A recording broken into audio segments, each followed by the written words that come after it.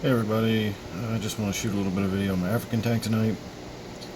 Just threw a bunch of food in there just to get everybody active and doing something.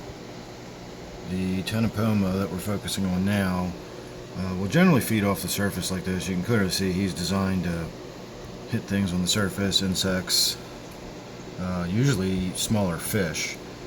He lays low and as smaller fish swim above him, he hits them from below. So definitely not a fish you want to keep in a tank with anything small enough to fit in his very large mouth. I also have some Snakeskin Gouramis in here. I have a male and a female. I know they are not African. This is not a true African tank. It is pseudo biotope. Got Congo Tetras. I've got a Synodontis Eupterus in here. I've also got a black ghost knife fish that usually hides in that cave right there along with the Synodontis. They kind of share that cave together. And I threw some sinking food in there as well as floating food. And that is some algae wafer that the Synodontis just absolutely loves. I have some Synodontis in another tank. It's a different species of Synodontis.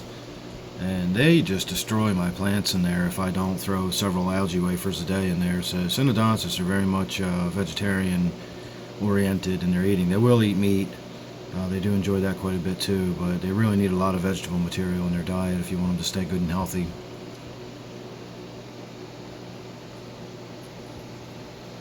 The tank itself is a 40 breeder, if you're not familiar with this tank. All the wood and rock work I collected myself.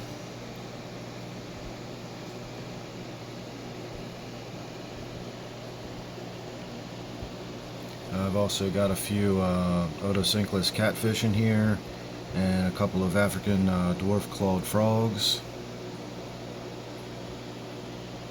And this is probably one of my favorite tanks.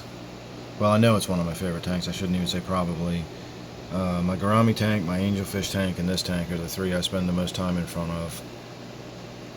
And if you're interested in any of those other tanks, they will be on my channel on my playlists.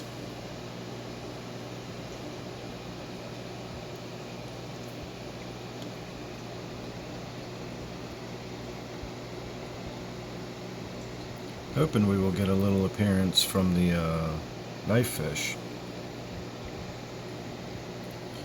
Now, I was sold this Ctenopoma as an African leaf fish. I've seen it called a Leopard Gourami. I've seen it called a bush Gourami.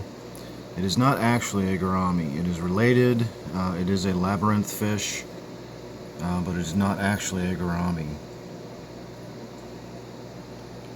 I was also told that they were very slow growers, and I don't know if you get a good idea of size of this thing, but he's about an inch thick and he's about 4.5 to maybe 5 inches long, and he is not even a year old, or at least I haven't had him for a year. He was about the size of a dime or maybe a nickel when I got him, and I bought him from a big chain pet store, again under the name African Leaf Fish. So I don't believe the slow growing thing. Now, I am notoriously a heavy-handed feeder, as you can see by the handful of food I just dropped in there for demonstration purposes. But he's grown very fast. He's actually not even as old as this Synodontis here. This whole tank, I guess, I set up at the end of last summer, so this whole tank isn't even a year old yet.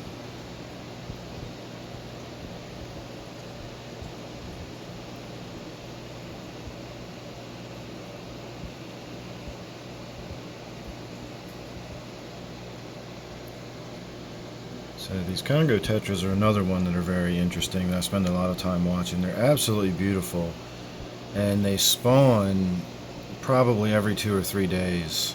I try not to give you whiplash here going back and forth, but they really do that back and forth quite a bit. I'll try to give you a wider angle here. And they are just absolutely stunning. When the males are in full display, the orange that's across their back just glows. Their finnage is absolutely beautiful. Their finnage actually also develops a real red blush to it. And the way they dart and zip around is just fantastic. I love them. Now, they're a little large for tetras. They do need a lot of swimming room. As you can see, they dart back and forth. The only reason I can really get away with this 40 breeder is because of the depth of it is 18 inches deep, so they can go side to side as well as front to back. If you were going to do a normal tank that was, say, 12 inches deep, I would recommend a 48 inch long tank rather than this 36 inch long tank. And as a tetra, they are schooling, they are fairly peaceful, and they're really easy to feed. They do get fairly large though for tetras. The males get over 4 inches, so keep that in mind as well if you're considering them as a fish. Now the snakeskins probably are not going to be able to spend their life in this tank. They will eventually get about 10 inches long, and that's a bit much, especially a pair of them in a 40-gallon tank. So as they get bigger, eventually I will have to rehome them, but that's not an issue. I have a place for them to go where they will get a good home. And like all gouramis, they too love vegetation, so algae wafers are a must on your list of food if you've got gouramis. In fact, you can run into real issues with gouramis if you feed them too much protein and meaty foods. You can constipate and kill gouramis very easily, so make sure your gouramis get a very, very high proportion of vegetable material in their diet. Make the meat in a gourami's diet the treat occasionally.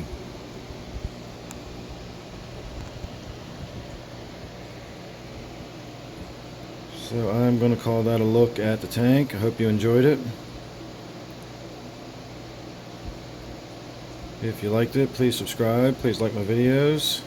Oop, I just got a little glimpse of the knife fish in the back of the tank.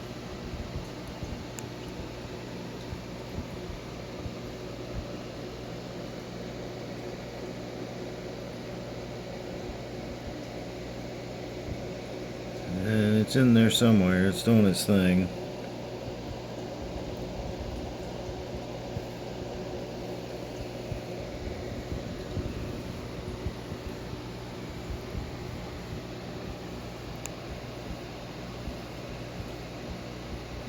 Alright everybody, maybe next time.